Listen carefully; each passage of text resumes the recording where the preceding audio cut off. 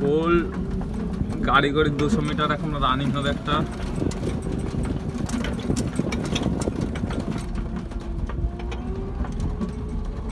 জলকর মাঠ,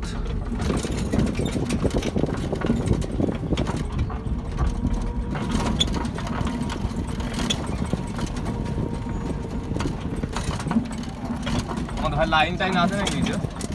হ্যাঁ কিসের জন্য এমনি ধরে ও গ্রিন থাকি না।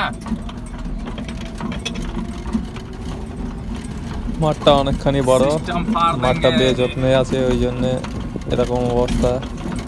তাছাড়া অনেক ছেলেরা এখানে দৌড় দিতে আসে।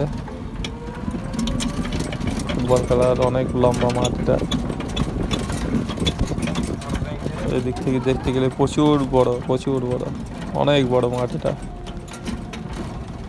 পুরো এলিফ্যান্ট সাইড খেলা যাবে এটা, এত বড় আছে মাঠটা।